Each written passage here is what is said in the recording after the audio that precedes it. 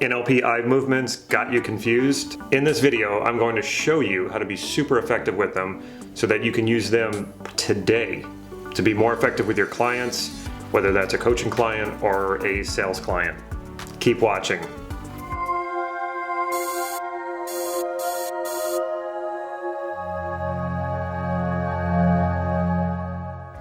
Hey there, this is Life Mastery Jim, and I'm Damon, and I teach people cutting-edge techniques and processes so that you can live a more fulfilling life and take charge of your destiny. So if that sounds good, hit that subscribe button so you'll be notified when I upload new videos.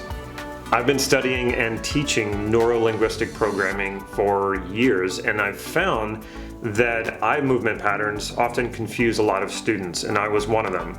So what I'm going to show you in this video will teach you more than what most people know about NLP eye movement patterns so that you can use them effectively. Let's start off with the standard eye movement patterns and what they're supposed to mean.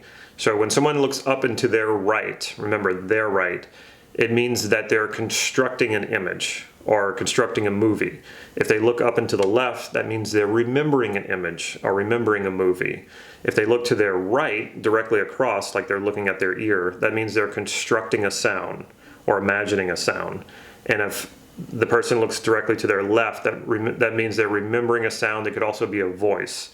If I look down to my right, that means I'm accessing my feelings. That could be both emotional or that could be actual sensations in my body. And we also carry emotional feelings in our body, so we tend to look down when we're accessing them. If I look down to my left, that means I'm talking to myself. It's an inner monologue. So I'm not hearing someone else's voice, I'm hearing my own voice coming back at me. Now, how many of you out there have been trying to track NLP eye movement patterns and you found that the people that you're watching, it doesn't follow, their eye movements don't follow those exact patterns? If that is so, please type yes right here in the comments, because this happens for a lot of people. What they'll say is, when I practice them, if I sit down with someone and I say, can you remember what your mother's face looks like? And they'll normally go up and to their left.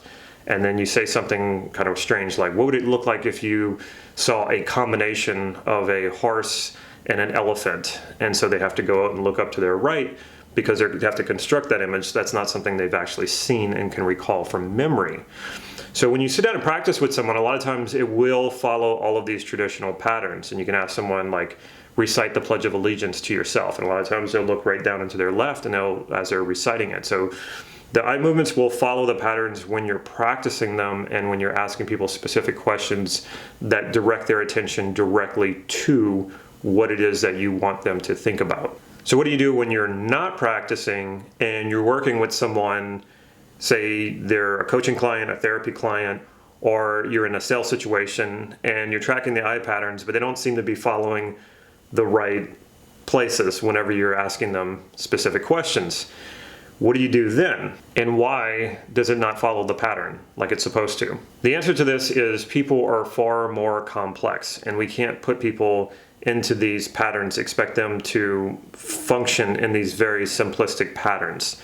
When you're practicing, you're very specifically and precisely directing that person's attention to think of things the way that you want them to think of. But when you're in an interaction with someone who doesn't know what you're doing while you're tracking their eye movements, there's a lot more going on here than just them thinking of a simple image or a simple sound. For example, if I ask somebody to think about something and they start to picture it, are they actually picturing the object that you're talking about from memory, or are they imagining it? So for example, if you said, think of a baseball. I have seen a baseball before. However, I might actually construct an image of a baseball in my mind, and it will be an image of a baseball, not any baseball that I've ever seen before, just a baseball, because I can construct that from what I know of what a baseball looks like. So would I look up into my right to construct it for that, or would I look into my left? It could really go either way. Another thing is, some people are really associated into memories. When you ask them to remember something, they actually step into the memory. So instead of seeing an image to their right or to their left, which it should be to the left if it's remembered, or hearing sounds to the left, what might actually be happening is they're in the scene, they're in the memory, and they're looking around at like, okay, well, here was my desk. and here was another person sitting to my right. So they might actually be seeing things around them and hearing things around them as if they were actually there, and that's going to affect where their eyes move. And then the same thing is true for timeline. If my timeline stretches across and somebody else's timeline goes through them, or we call that in time, where the timeline actually goes through and they can see their future out in front of them and their past is behind them. This may also affect their eye movements when they're recalling things from the past or seeing things into the future. So there's lots of reasons why the eyes could move in all different directions and not follow these specific patterns. So again, people just aren't that simple, especially when they're talking with you and they're thinking about probably several different things, rapid fire. Their eyes are going to move in a lot of different directions, or they just might not move in the direction that you would expect them to. One thing you can be certain of, though, if a person is looking up, they're usually visualizing. If they're looking down, it's usually feelings are they're talking to themselves, and you'll see this happen where their eyes will bounce back and forth down. They're usually talking to themselves and then checking in with how they're feeling about themselves. Now you might be asking, okay, so why is this even useful at all? What would be the effectiveness of it if I can't track it? Well, you can, and this is where you go from being just a kind of a textbook NLPer to a real practitioner, a real artist, a real scientist and artist. I like to think of NLP as being a combination of both science and art. And so that is to relax and to build this skill and to not think of people as being fitting into certain patterns. No, the person is going to give you the patterns, their patterns. And this is a much better way to approach this.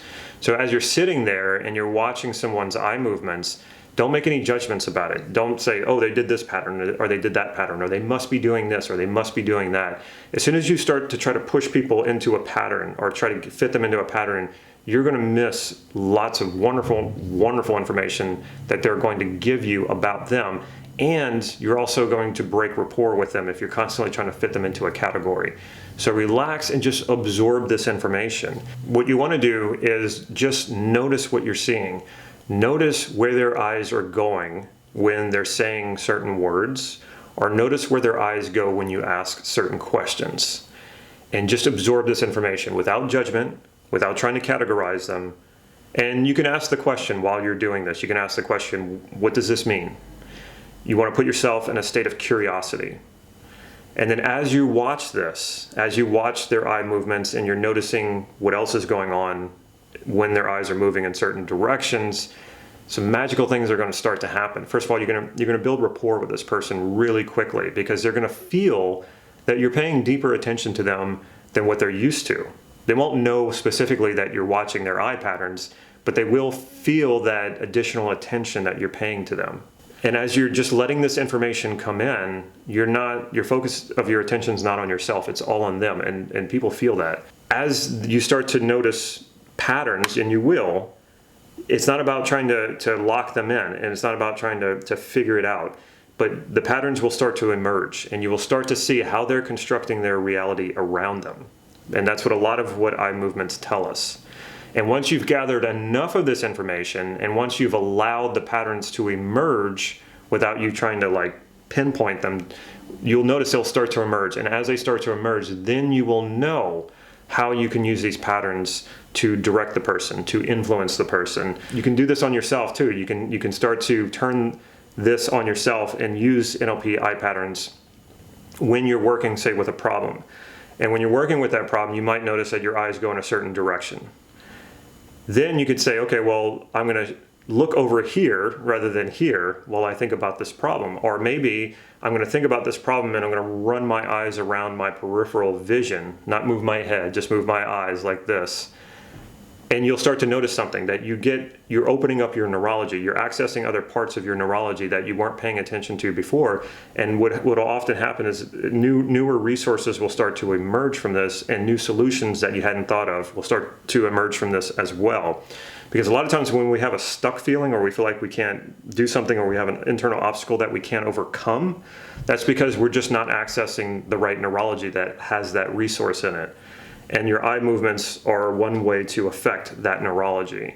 So when you move your eyes in different places, and this is also how EMDR works as well, when you move your eyes in different places, you're opening up those portals of new information, new channels of information that can come through into your nervous system. So use eye movement patterns and observing eye movement patterns as a way to connect with someone on a much deeper level than you would possibly do just listening to their words. And then you will also start to see how you can influence them, how you can direct them. With my coaching clients, even when I ask them a question and they look in a certain direction and I notice that something frees up in them, like they loosen up or they smile, I will tell them, go back and look in that same direction. Where were you looking? And I'll have them look back there and I'll ask them, okay, I know this is unconscious for you and I know this might seem a little strange, but what are you seeing there? There's an image there that you saw, because I'm tracking them and I can see that they definitely saw an image in a certain place. And I'll say, what are you seeing there? And if you look for long enough, an image will emerge. This is normally happening very unconsciously for most people, but you can bring this into their consciousness or you can bring it into your consciousness. And so if I see somebody looking down to their left, I'll say something like, what are you telling yourself right now? You can ask that question without somebody thinking, oh, are you trying to read my mind? You can say that to someone because you can tell they're talking to themselves. And they won't even skip a beat. They'll just go to, oh yeah, I'm saying this to myself or something. And they might even say, how did you know I was talking to myself? Well, most people are, whenever they're thinking, they're usually saying something to themselves. But it can seem almost like you know what they're thinking or how they're thinking about it. Here's a bonus tip for you. I've seen a lot of people make claims, and I've even seen YouTube videos of this where the people are making claims that you can spot a liar by watching their eye movements.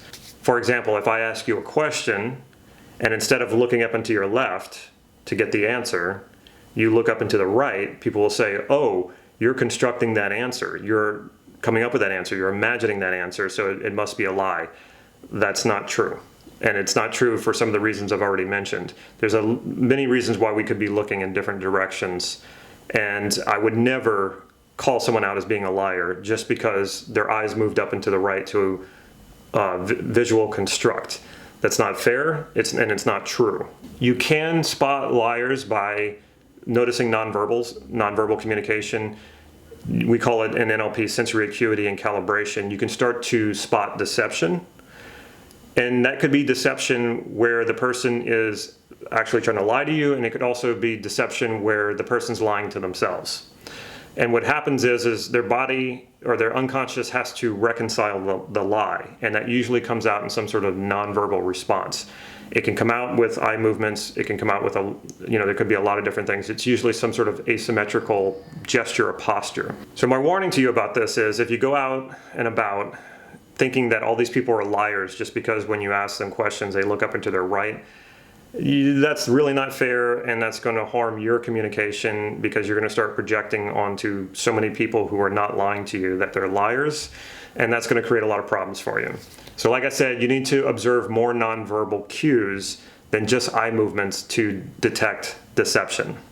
Now you know a lot more about how to make sense of NLP eye movement patterns and NLP eye accessing cues. But you can't take this as deep as you need to go unless you have more sensory acuity and calibration skills. And so that's why I created an email training on sensory acuity and calibration. Basically, when you sign up for this, and it's absolutely free, so you should be taking advantage of this right away. When you sign up for it, you get an exercise every single day of something to watch or to listen to so that you can develop those calibration and those sensory acuity skills. So what you want to do is you want to click the link in the description. I'll also put it in the comments, and I'll also link it to this video. Click that link and sign up for this training so that you can start to cultivate that skill, so that you're not just looking at eye movement patterns, you're also calibrating the person, and you're looking at all of the other nonverbal communication, which is far more powerful than verbal communication. How do you read people? I'd love to know what are some of the things that you're doing in order to read people, especially reading people's nonverbals. So put in the comments below what you do in order to read people better. Make sure you take advantage of this free sensory acuity and calibration training while it's available. And if you found this video helpful, make sure you click the subscribe button. And if you'd like me to make more videos like this one, click the like button as well. Also, think of someone who you think would find this video really, really helpful and share it with them. I'll see you in the next video. Take care.